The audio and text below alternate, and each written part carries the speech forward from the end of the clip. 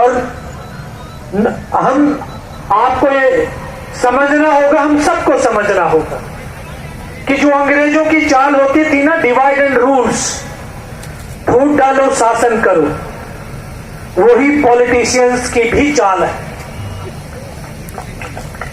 देश के अंदर 50 लाख से ज्यादा एक सर्विसमैन हैं और उसमें से 30 लाख के आसपास तो हम जैसे और जवान ही हैं। हमारी कितनी बड़ी संख्या है, 30 लाख प्लस उनके साथ जुड़े हुए उनके परिवार, बेटे और बेटियां, तो हमारी कितनी कई करोड़ के अंदर जनसंख्या पहुंचती है। और बाबा भीमराव अंबेडकर ने हमें लोकतंत्र के अंदर अधिकार दिया है। आपने हमसे वादा किया था कि हमें मौका दो, हम ये विसंगति दूर करेंगे और इस भूतपूर्व सैनिकों को उनका सम्मान देंगे। हमने विश्वास किया, आपको सिंहासन पर बैठा दिया और ये ताकत आज भी हमारे पास में है। ये संविधान की ताकत हमसे किसी ने छीनी नहीं है और इस ताकत के बदौलत जब हमने आपसे विश्वास किया था, आपको इस देश का प्रधान बनाया, तो अब आपको ये विश्वास करना होगा कि इस देश का सैनिक, इस देश का नौजवान, इस देश का किसान एक साथ जुटता हुआ चला जा रहा है। जिस ग्राउंड से आपने 10 साल पहले आह्वान किया था, आज उसी ग्राउंड से 10 साल बाद विश्वकर्मा का दिवस है आज, और आपका भी जन्मदिन है ना। देश के प्रधानमंत्री माननीय मोदी जी का भी जन्मदिन है और इस संसार के रचयिता विश्वकर्मा देव का भी जन्मदिन है। और इस राष्ट्र का निर्माण करने वाले इन सैनिक, इस राष्ट्र का उत्थान करने वाले सैनिक, इस राष्ट्र की सुरक्षा और रक्षा करने वाले सैनिक आज फिर उसी ग्राउंड में आपके सामने उस संकल्प को दोहराने का, उस संकल्प को याद दिलाने का काम करने के लिए यहां पर आए हुए हैं। हमें किसी का विरोध नहीं करते हैं, हम तो सैनिक हैं, विरोध करना नहीं जानते। ये जीवन है और बहुत सारे संगठन, बहुत सारे लोग, और ये राष्ट्र है, दुनिया के लोग हैं। किसी को मटन खाने में मजा आता है, किसी को चिकन खाने में मजा आता है, किसी को सामान बेचने में मजा आता है। लेकिन मैं पॉलिटिशियंस और राजनेताओं को बताना चाहता हूं, ये सैनिक हैं, इनको अपना लहू बहाने में बड़ा मजा आता है। ये तो पूरा राष्ट्र, पूरी दुनिया देख रही थी। अभी हाल ही में इस सेना के चार बहादुर योद्धाओं ने, सैनिकों ने शहादत दी और लोग, पॉलिटिशियन लोग क्या पार्टियां और जश्न मना रहे थे। क्या हमारे बलिदान की ये शोहरत है, ये सम्मान है? हमें पैसा नहीं चाहिए तुम्हारा, पैसे के लिए सैनिक बलिदान नहीं देता। हमें सम्मान चाहिए, हमें अपने हक चाहिए।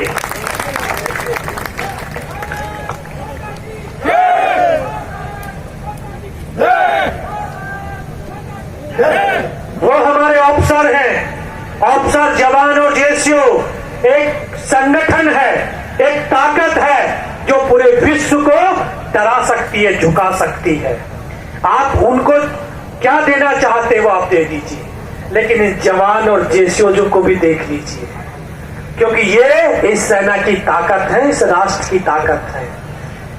आप उनको क्या दे रहे हैं हम आपसे नहीं मांगते, ना हम कहते भी हैं, लेकिन हमें सम्मान चाहिए, हमें अपना मान चाहिए, हमें अपना अभिमान चाहिए।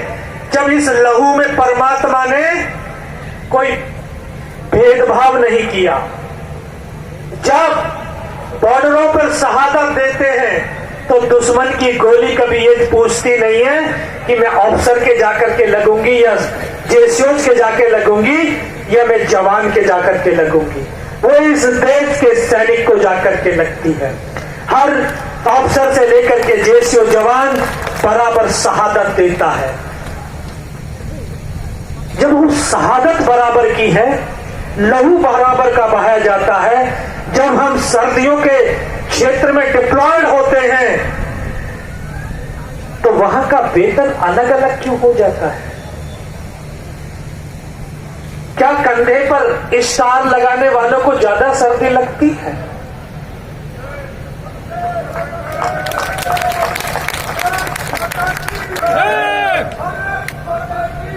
वो हमारे कमांडर हैं, उनका सम्मान करते हैं, लेकिन ये भारत के ब्यूरोक्रेट और भारत की सरकारों को सोचना और समझना चाहिए कि आपका ये सैनिक जो ये संतरी के रूप में वहां -60 डिग्री टेम्परेचर में खड़े होकर के जो आपको ऐश आराम की कुर्सी पर बैठा रहे हैं, जिसका आप सुख भोग रहे हैं, अगर उसने अपनी ड्यूटी को करना बंद कर दिया ना तो आपका ऑफिसों में बैठना हराम हो जाएगा। यह आप उन सैनिकों की बदौलत है। जब वो एक सैनिक बराबर ऑफिसर से लेकर के एक जवान तक 60 डिग्री टेम्परेचर में खड़े होकर के ड्यूटी दे रहे हैं, तो वहां पर वेतन में डिफरेंट क्यों डिफरेंट है? ये सोचने और समझने वाली की बात है। जब हम फील्ड इलाके के अंदर जाते हैं, वहां पर कैटेगरी अलग अलग कर दी जाती है। और ये तो आपने देखा अपनी आंखों के सामने, जब कारगिल का युद्ध हुआ, जो पूरी देश ने मीडिया के माध्यम से लाइव देखा, और यहां तो पॉलिटिशियंस ने हमारी शहादतों को भी बंटवारा करना शुरू कर दिया कि अफसर मरेगा 5 लाख, जेसीओ मरेगा 2.5 लाख और जवान मरेगा 2 लाख। ये कौन सा देश है? ये कौन सा न्याय है? ये कौन से पॉलिटिशियंस की सोच में है? क्योंकि आप लोगों की जो पॉलिटिशियंस की सोच होती है ना, कि ये कहते हैं अरे जवान है, मरने के लिए तो है। मैं आपको ये बताना चाहता हूं, ये जवान मरने के लिए नहीं, मारने के लिए है।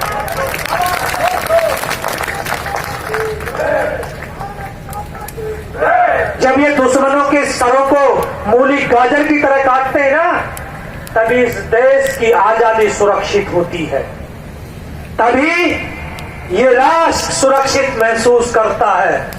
और इस राष्ट्र की 140 करोड़ की आबादी इन्हीं सैनिकों के ऊपर विश्वास करती है।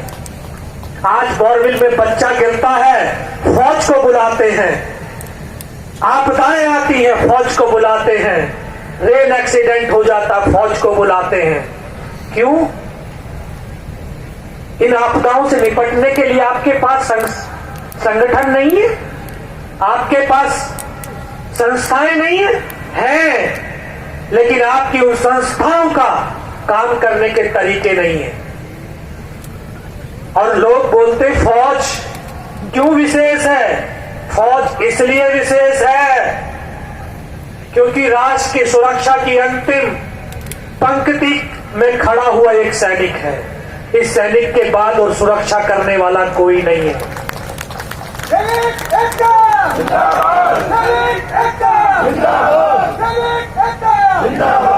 आज ये भूतपूर्व सैनिक एक मंच पर एक साथ पूरे देश के कोने कोने से आकर के खड़े हुए हैं। हम सबकी एकता ही इस मुकाम को सफल बना सकती है। हमारे अलग अलग प्रदेशों के अंदर, अलग अलग प्रांतों के अंदर अलग अलग नाम से हमारे संगठन चल रहे हैं। मैं उन तमाम संगठन के संगठन अधिकारियों से, उन पदाधिकारियों से विनम्र निवेदन करता हूं, उनसे आह्वान करता हूं कि जब भी सैनिक एकता की आवाज आए, आप अपने संगठन को भूल जाइए, क्योंकि ये जो संगठन सारे संगठनों को जोड़ करके बना हुआ है। हम अनुशासन में रह करके, क्योंकि हमारी पहचान ही अनुशासित है, और ये इतनी बड़ी जनसंख्या के अंदर इतनी बड़ी लोगों के भीड़, देखिए कि बिना किसी सुरक्षा व्यवस्था के कितने आराम से बैठ करके अपने कार्यक्रम को सुनिश्चित कर रही है।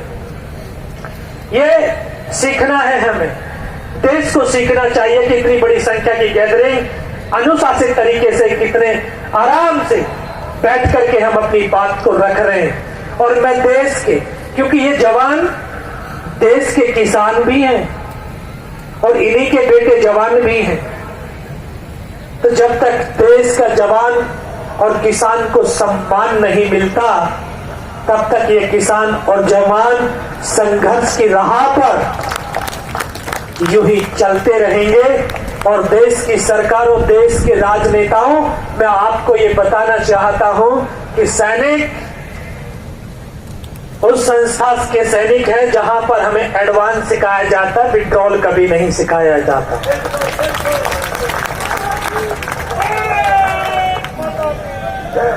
अब हमारे कदम हमारे मान सम्मान के अधिकार के लिए आगे बढ़ चुके हैं। अब ये पीछे नहीं हटते, अब ये पीछे नहीं हटेंगे। अगर आपने अभी भी अपने उस वादे को याद नहीं किया तो आगे आने वाले समय के अंदर ये जो लोग हैं, ये भारत के जो भूतपूर्व सैनिक हैं, भारत के जो ये रक्षक हैं, ये बहुत बड़ा जवाब दे सकते हैं, ये बहुत बड़ा संदेश दे सकते हैं, ये बहुत बड़े जो अकड़े हुए लोग हैं उनको सुधारने का काम भी कर सकते हैं।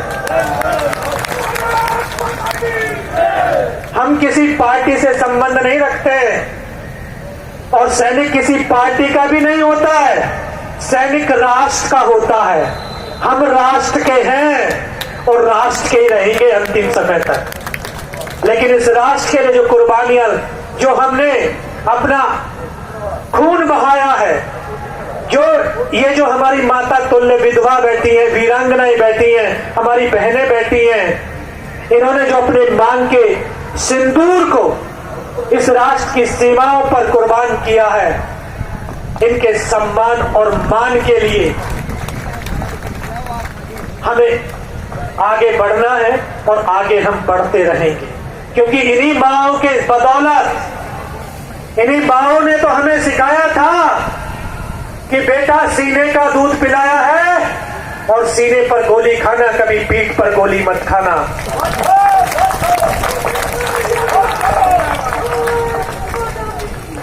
मेरे देशवासियों, आप देख रहे होंगे कि जब एक हिंदुस्तान के सैनिक की शहादत होती है, कभी आपने उस सैनिक की शहादत के शव को देखा होगा तो उसके सीने पर गोलियों के निशान होंगे, कभी पीठ पर गोली के निशान नहीं होंगे। तो अब ये सैनिक एकता के कदम बढ़ गए हैं और ये तब तक आगे बढ़ते रहेंगे, तब तक ये कारवां जनसैलाब बनता रहेगा, जब तक इन हमारी वीरांगनाओं को, इन हमारे बुजुर्ग, हमारे भूतपूर्व सैनिकों को, इन जवानों को, इन जेसीओ को अपने समानांतर हक का सम्मान नहीं मिल जाता, मान नहीं मिल जाता, इनका अभिमान, इनको वापस इनका गौरव नहीं मिल जाता। बहुत कर्मठता के साथ, क्योंकि आज ये धरती बड़े वीरों की धरती है, ये अहीरवाद की धरती है। इसी धरती से 1962 में 114 सैनिकों ने चाइना के 3000 सैनिकों को मौत के घाट उतारा था।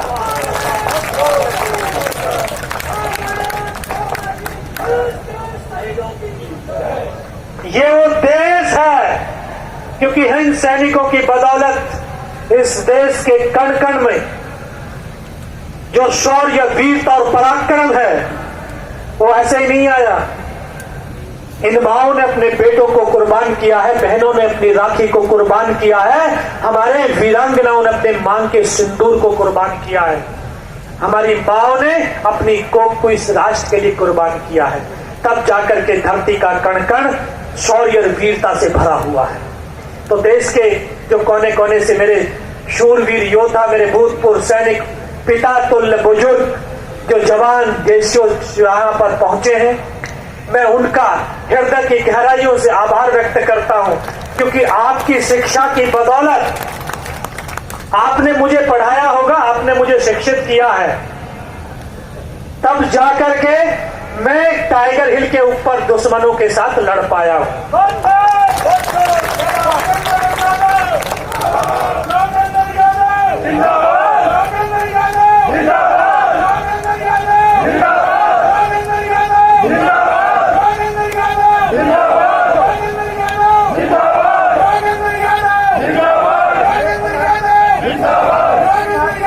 और आखिर में मैं देश की सरकार से बस इतना कहना चाहता हूं कि देश हर तरह से, हर जगह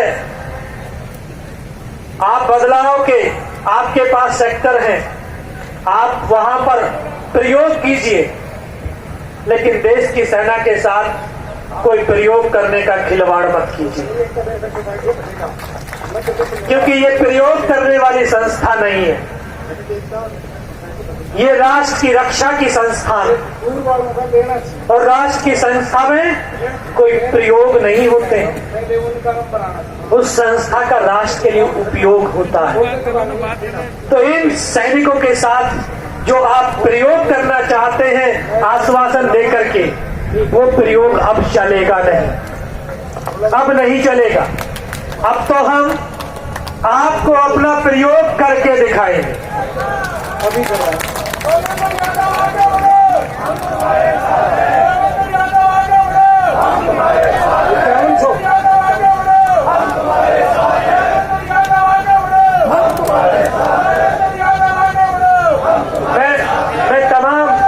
मैं तमाम ये भूतपूर्व जो बुजुर्ग मेरे तुल्य जो आए हुए हैं, जिस तरह से आपने 15 सितंबर 2013 को मुट्ठी बांध करके जो अपने देश के सुप्रीम कमांडर प्रधान सेवक को आश्वासन दिया था, तो वो मुट्ठी बांध करके अब दोबारा से उनको ये आश्वस्त करो कि आपने जो वादा किया था वो वादा खिलाफी हो गया है, और अब हम अपना वादा पूरा कराने की जिद पर अड़ गए हैं। हमें जिद पर अड़ना चाहिए कि नहीं? हमें उनको वादा याद दिलाने की सामर्थ्य को बढ़ाना चाहिए कि नहीं? तो हमें पूरे देश के जवानों को एक साथ इकट्ठा करना होगा, पूरे देश के नौजवानों को, जेसीओ हो, जवान हो, एनसीओ हो, सबको सम्मान के साथ एक मंच पर इकट्ठा होकर के और इस देश की सरकार को अपनी ताकत का आभास दिलाना होगा। मैं पुनः आप सबका हृदय की गहराइयों से और इस पावन धरा को नमन करते हुए आप सबको सैल्यूट करता हूं और आप सबको नमन करता हूं। बहुत बहुत धन्यवाद, बहुत बहुत धन्यवाद। जय हिंद, जय भारत, बहुत बहुत।